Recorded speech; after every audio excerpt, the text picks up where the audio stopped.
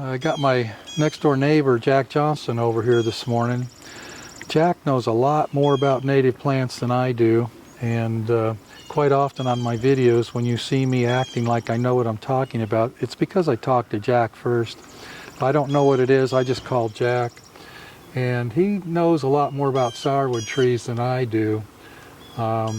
You told me something this morning, well, actually yesterday afternoon, that really surprised me, and that was that sourwood is in the same family as mountain laurel and rhododendron. I had no idea. Yeah, that's right. The sourwood is in the ericaceous family. It's a significant honey plant in this region. However, when you look at its cousins, it's the only member of the genus. Whereas in the rhododendron or the kalmia families, there are a lot of other plants in those groups. So in looking at sourwoods, these are seedlings on a bank that has very poor soil. This bank was created by a bulldozer years ago when the soil was simply removed. And the sourwoods are one of the colonizing species. So what we would typically see as colonizers would be pines, a lot of sourwoods, and in this case, this is dog fennel. And Bob has had an interesting experience with dog fennel as a honey plant, or really as a pollen plant. Do you want to tell them about that, Bob? Well, I don't see the bees, of course it's a long ways from being ready to produce pollen, but I don't see the bees work it every year. But one year they were working it profusely and bringing in huge quantities of pollen, and it's like 1 out of 5 years, which I don't understand. Most years I don't see them working it at all, but one year they were working it really hard. So this plant is actually in the sunflower family, and so is goldenrod. Goldenrod is of much more interest to a beekeeper. This is an early flowering species called Solidago odora.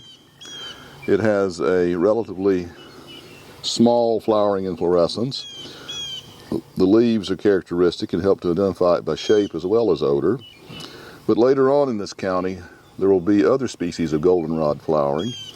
The state of Georgia is said to have somewhere between 30 and 35 goldenrod species.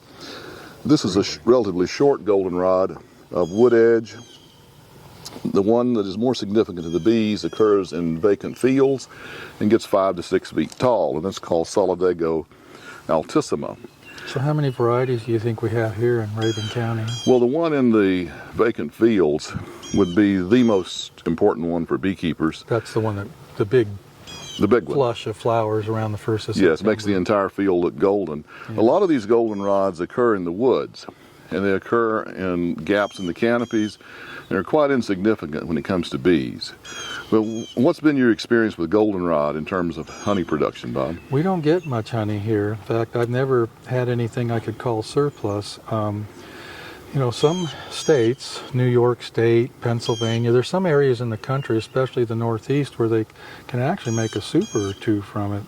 First thing that comes to mind is, because we don't and they do, it's probably a different species. Yes. I've heard of them making a little bit of surplus down in the panhandle of Florida. Would that be different species too? Probably. The coastal plain species are not the same as the Blue Ridge Mountain species for the most part. This particular Solidago odora is widespread over several states, but I think its significance occurs because it's early flowering. So here we see some flowers that are open, very small, and then here are flowers that are closed, but that will be open soon. So the bees will work this, and I think it's especially important to them because it flowers when other honey plants are winding down or have already finished their flowering cycle. Yeah, well, you know, just a couple videos ago I was showing our nukes across from Walmart that were completely out of pollen. And then we were just in that yard a few days ago, and now suddenly they have a little bit of pollen in the comb. So it is making a difference. And honestly, without goldenrod in general, it'd be a lot harder to get a colony through the winter here, because it really gives them, you know, an opportunity to build new bees for the winter. You know, their nutrition is now suddenly getting better, whereas a couple of weeks ago they had very little protein, almost no protein coming in. So that plant right there is a tremendous help at getting our colonies ready and getting them through the winter. Let's talk a little bit about the sourwoods that are occurring on this bank. Well, I'll tell you a question I get asked often, very interesting. People say, how old does a sourwood have to be before you get blossoms? And a lot of these trees up here, I don't know, Seth, if the camera's going to pick it Well, here, up. if you look at this one, for example, the wood's kind of brittle on these. Here are blossoms, Yeah. and this is on a tree that's about 6 feet tall. This is probably, what, a 5-year-old tree, maybe? Something like 6 that. years, possibly. Right. We're at the camera. Well, turn around. Show where we're at. This is my house, and we're standing beside a bank that's right beside my house. You can show that direction too. We're working on a pole barn down there. We're getting it enclosed for more storage. Anyway, so I get to watch this bank all the time. On this single bank, I don't even know how to count the sourwoods on this short bank here. There's hundreds. And this is going to be a sourwood forest here if we can keep the other stuff pruned off. So some of these sourwoods that have more vigorous growth and better moisture or still have green leaves. Here's one that is beginning to show fall color at an early time of year and also at a small size. This simply means that this tree is stressed to some degree. What did you call this dirt last night when we were talking? You had a name for this. This is basically saprolitic soil, and saprolite involves the decomposition of rocks that will eventually make good soil, but this soil is very poor. When I first came to this county, I heard the expression rotten rocks, and Yeah, that's what it is. didn't know what that meant, and someone later says, oh, that's saprolitic soil. It typically contains mica, and this mica glistens, and as it breaks down, I don't know if you can see it there in the sun, as it breaks down it releases mica, and it releases the mica, and the mica releases magnesium. So a lot of plants don't like high magnesium levels, but the sourwood seems to thrive on it, and sourwood occurs in rather poor soils. I'd like to point out something on a sourwood tree down here, if you'll follow me.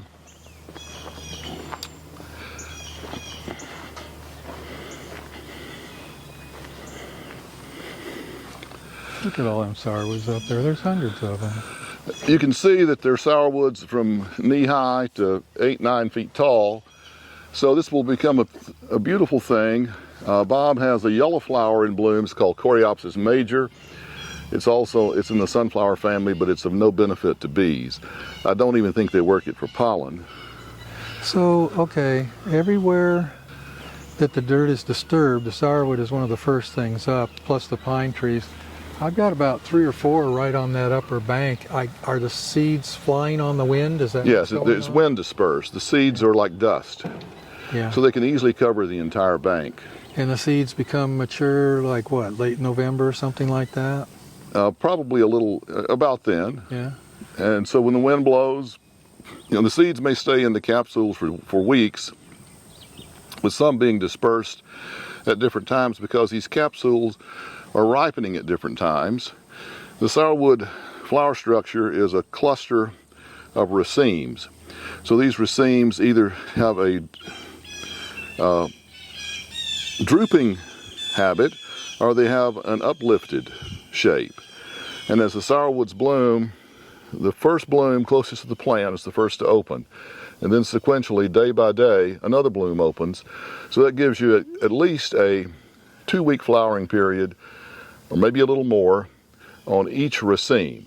So when these plants are timed to bloom at slightly different times, how long do you think the sourwood flow would last, Bob? 2 to 3 weeks. 3 weeks max, 2 weeks. If it's flowing really, really good, the very best years I've ever had, it lasted 3 weeks. Mm-hmm. This year, that tree over there that I showed in the previous video right beside the house has been, this is the 27th of July, I think today. And that I showed that on the 4th of July, and it was already blooming in a really big way. And now it's down to its last 1 or 2 blossoms, so that's, that's 3 weeks. 3 weeks, yeah. But I didn't make any honey I could call sourwood in this area. Let's look at this one down here. We got some blooms right here. Okay, before we go there, let me point out one thing on this. I'd like to point out this sourwood tree has a branch right here, and you can see that this larger portion has a lot of vigor, and it's even kind of wrapping around this side branch.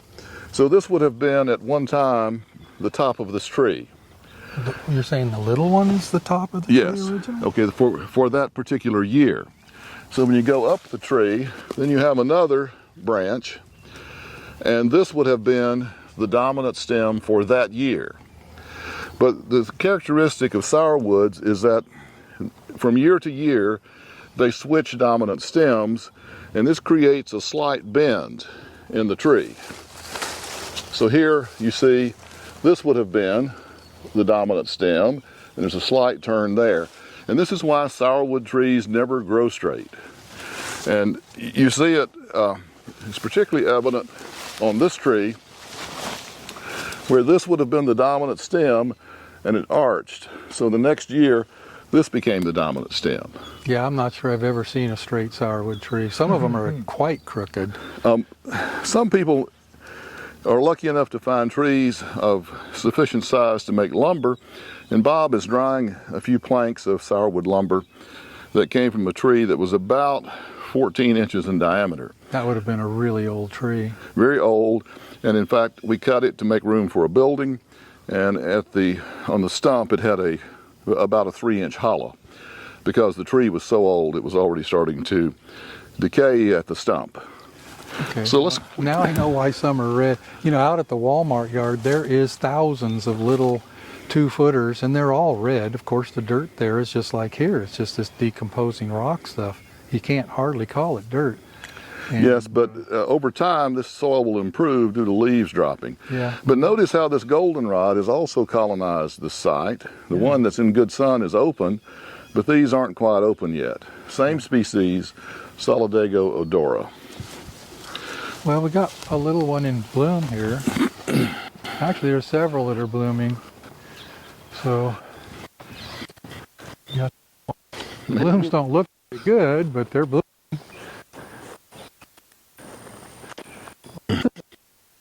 This fools people. People from a distance will think that this thing's in bloom. It's not. It's making seeds now. When the pods, I call them pods, are pointing upwards, it's already done and it's trying to create seeds. So you see these upright structures. So these are the developing seeds. Now, what has occurred here is that there's not quite a seed structure for every bloom that there was, but there's almost. So this species sets a lot of seeds. What do you reckon that one's about 6 years old? I'd say about 6. Yeah. Looks like most of them are in that 4, 5, 6 year old range on the back. Well, it's winter set. We're going to be pruning some pines out of the way. Get rid of the pines, get rid of the common maples and things that we don't need competing with them. Jack showed me at the other end we've got some uncommon species of oak that we're probably going to save, but I think the pines we'll try to keep them down. In this very poor soil, there are occasionally blackjack oaks and post oaks, which can compete in very poor soils, but they remain small. So turn around, show that back there. This has nothing to do with sourwood and goldenrod, but we had a super duper set on our blueberries this year. And there's sourwood trees beyond them. Oh yeah, look at the sourwood trees up there. Yeah, they look good. Just because a sourwood blooms doesn't mean you're going to make nectar. I figured that one out. And there's no rhyme or reason. Some years it comes and you have no idea why it comes and goes. A rain can start it, a rain can stop it. It really, I kind of got this half joke. I just say the planets didn't line up properly. For a while I wondered if the moon might have something to do with it, and I was watching the moon cycles and I couldn't make any sense out of that either. So it's just a weird tree, but it's really beautiful. Now those two right there, they're going to be the first things to turn red in the fall. And sometimes when you're looking for sourwood locations, The fall is actually a good time to look because at a distance you can see that red on the mountainside. So the sourwoods are the first one to turn red, and the dogwoods turn very early too. Right. But usually at a distance you can tell the difference in the color. I've found several of our sourwood locations late in the season, like in September, by viewing a mountainside that was a quarter-mile away, seeing where the red was. This sourwood bank, by selectively removing the pines, will be solid sourwoods within a year. Well, that'll be lovely. It'll be nice bloom, nice fall color, and the bees will probably work them quite a bit too. So you know what we need to do? We need to set up this page that says Ask Jack. Don't ask Jack much. What I would like to do is go down to a woodland edge where the soil is a little bit better to look at some goldenrod that are occurring in a less disturbed setting. Oh, down the hill? You want to go down there? Down the hill. Okay, let's travel down there. Okay. This is completely off subject, but Jack's done something else on my property too. If you scan this edge, you see a lot of species of stuff. That's a peach tree, but all of these exotic trees through here, Jack planted them all. It's kind of like a joke, really. Jack asked me if he can plant something special, and my first question, he gives me the Latin term, and I say, I don't care what it's called. I just want to know if it's pretty and if it'll take care of itself. That's all I'm worried about. But down through these, how many magnolias do we have on this property, Jack? You have 80 deciduous magnolias. How many varieties? Or how out many? of 80 individual plants, there are probably 70 different forms. So you keep, cultivars, you keep species. telling them that I have a world-class collection here You have one of the best collections in Georgia right here. of magnolia Of trees. magnolias. Yeah.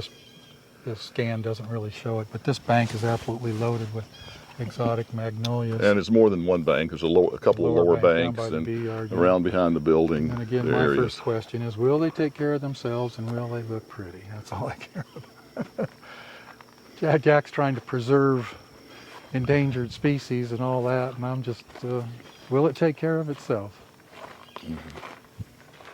Anyway, this little wood edge is how seeds are preserved, how seeds form to reseed other areas.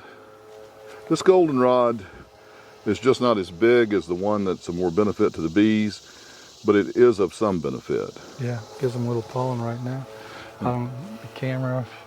Bob has bees Yeah, within one of our 50 bee yards of yards here. is right down there. Can't see it yet.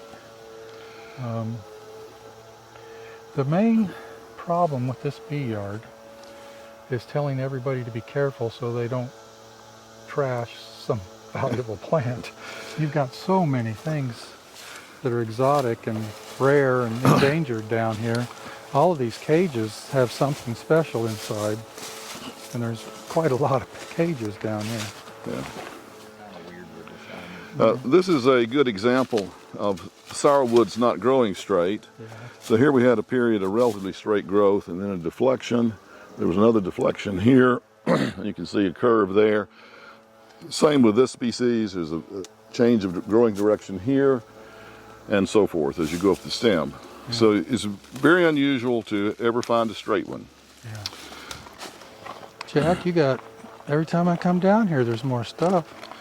Well, it's a lot of stuff. Some of it is common, some of it's not.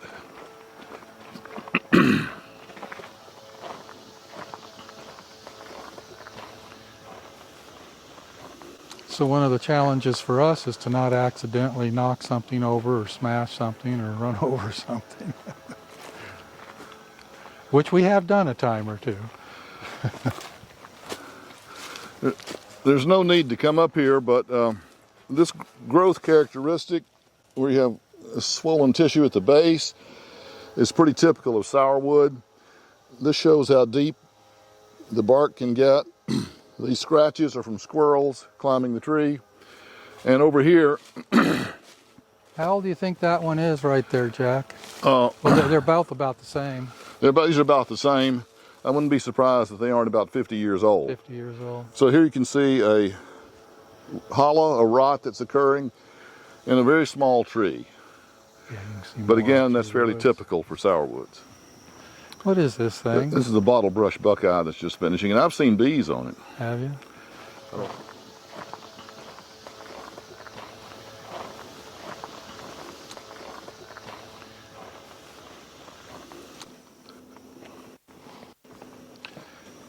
So we got the honey off of this yard a couple days ago. They did mediocre. We think we tasted some sourwood in it, but we're not sure we can call it sourwood. We'll be extracting it in a day or two, and that's the time we'll really figure out what we can label it. So these bees are all positioned to start getting treated with Apiguard, which is going to happen directly. Now that we're getting all the honey off, I want to start the mite treatments right away. I don't think we have excessive mites, but it's time to start. Bob, I'd like to show you a plant down here that the bees do work, and you've had honey from it before.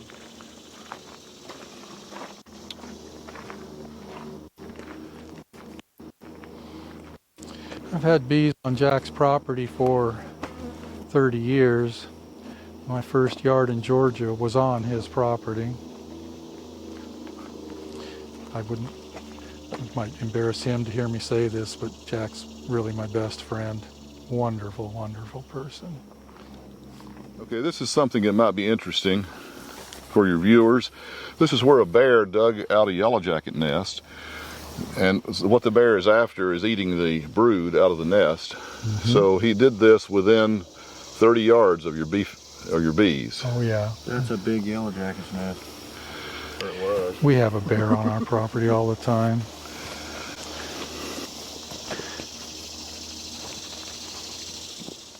This is a good honey plant, but it is not necessarily desirable honey because it's mountain mint. Seth, if you come around this way, you can see the light on it. Some mountain mint this year. It doesn't take much mountain mint to flavor a lot of honey. I don't object to the flavor, but it can be quite strong. I don't like it myself. I mean, I'd eat it. I wouldn't dump it down the drain, but it's really not that great. So these flowers are relatively short, fairly easy for a bee to work. There are numerous flowers in one cluster of them. Oh, And I see several little sprigs of it right here. yeah, it's not common enough to Smell it? taint the honey. Can you smell it without touching it? Just a little bit. Mm-hmm. Strong. Oh yeah, I mean, when you taste the honey, you know there's Strong too. something mint in there. Right. So this, of course, is just native to the site. And here's a plant that the bees love to work. This is Chinese chestnut. Oh yeah. These were, of course, planted, but they produce a lot of flowers, and the bees are all over them. Yeah, the honey's not that good. It's dark, and it's not, I mean, it's not horrible, but it's not great. So these really were planted after the American chestnuts died off, right? Right, You tend to right. see them on old home. Well, there was an old mountain homestead Yeah, here, right down there. and I'm sure these were planted. They're still a good source of food for if you want to eat them, but the squirrels like them so much you seldom get them. So what's going on with the American? I know they're trying to work with the American chestnut, but what's going on with that? Well, the initial work with the American chestnut was trying to arrive at blight resistance by crossing it with trees that had some resistance, Like Chinese trees. And so they ended up with a tree that's about 94% American, 6% Chinese. And they realized that the level of resistance was not what they had hoped for. And then they did some genetic testing and realized that there were more genes involved with the blight, or involved with blight resistance, than they'd ever thought previously. So now they're taking a different approach, and they're doing some gene editing, and they put that back into the American chestnut genome. But that creates a problem. It becomes a genetically modified organism, a GMO, and since chestnuts are a food product, it has to have federal approval, which it does not have at this point. So none of that material has been released. It's still in trials. So 150 years ago, the American chestnut would have been a tremendous source of food for the people and food for the animals in the southern Appalachians. Right. Is it southern Appalachians specific, or does it go up to the north? It goes all the way to Maine. Does it? During the last ice age, the chestnuts went as far south as Florida, and as things warmed, the area of greatest concentration was the Appalachian Mountains, where it is said that as many as 25% of all trees were American chestnuts in some places. Yeah. So the blight came through this county somewhere around 1933 or 34, and 20 years later, in the mid-50s, because of the tannins in the wood of the dead trees, it was still possible to harvest these trees for lumber and for fence posts. Probably mostly for posts, because they tended to split after they crack after they died and had been dead on the stump for a long time.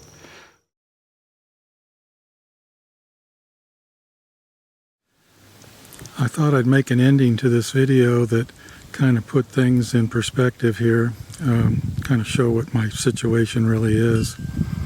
I live on a steep hillside, and every square inch of my property that is flat was made so with excavation equipment.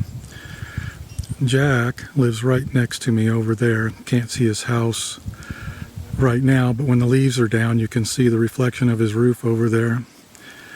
He lives on 15 acres. He has a long, narrow piece of property, and the bee yard that we were showing is a little less than a quarter mile down the hill in that direction. He too, of course, is on this very steep hillside. We used to process honey in the basement of this house a long time ago, one of my earliest honey houses. That was my workshop. I've got some saws and benches in there. That's where we originally would make beekeeping equipment and assemble frames and things like that.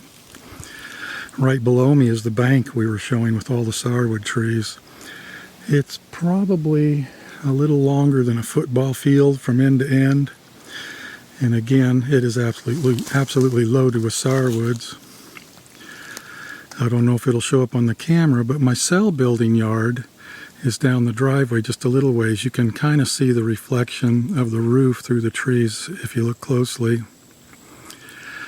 All of those magnolias that Jack was talking about are down on that bank right there. And then down by the cell builder yard, there's another bank full of them.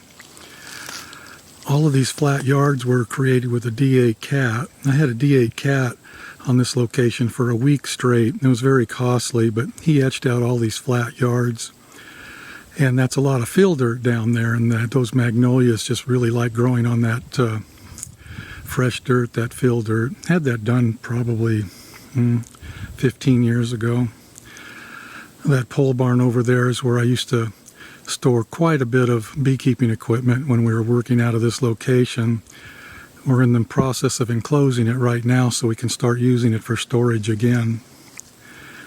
I'll go down the driveway and show the cell building yard and show how we created that. This may not be of any interest to some viewers, but some might find it interesting. We started construction on that house 25 years ago. We're still working on it some. It's not completely finished, but it's getting there. Anyway, as you can see, this is a beautiful location. We love living here. We're so glad we moved here from Oregon. Arrived here in 1991. And Oregon's a beautiful state. I enjoyed my 10 years that I lived there, but I very much prefer this part of the southern Blue Ridge Mountains. It's a nice area. It's beautiful. It's quiet. The people are great. It's a nice place to live. We're happy here. I'll go down the driveway and show a little bit more down there. When I worked out of this location, I used that garage door to back my 1-ton truck in. I actually have a dock that is truck bed height inside that garage there. And we've got total, with the garage and everything under that house, we have nearly 3,000 feet. And that was our honey house. And it worked. It got me to the point I am now. That's an American smokewood that I planted quite a while ago. It's been a slow grower, but boy is it a beautiful tree in the fall. And then Jack gave me this ginkgo tree that I planted about 10 years ago, and it's quite happy here. It's growing really nicely, and it is absolutely stunning in the fall, almost a fluorescent yellow color when it turns. And as we walk through here, all these little trees are actually magnolias. They don't look like magnolias to me, but it's just stuff Jack pulled together and put in here. Very interesting. I'm not sure how this is going to turn out with the contrast of lighting in here, but most of these little trees are these exotic magnolias. Some are small with tiny leaves, and some have massive leaves and have grown quite quickly. And I've been told I have magnolias in here that cannot be found in a nursery anywhere on the planet. Of course, that's Jack's doing. He knows all the people around the world with these magnolias. This is our cell builder yard, which somebody might recognize from some of our videos. Interesting story here. This was carved out of the hillside too. We excavated into the mountainside and took some of the extra dirt and spilled it over into here and created this flat spot. And then about that time, a friend of mine who has an excavation business in the county called me and said, "Are you interested in any fill dirt, free fill dirt?" And I said, "Sure." He was excavating a house site down along the lake below us, and he said, "How much you want?" And I said, "I'll take everything you got." And he said, "Well, be careful what you ask for because we have quite a bit." I said, "It doesn't matter, I'll take it. I got a deep hole." But by the time he was done, he had brought 350 full-size dump truck loads of dirt up this driveway here and dumped them right here.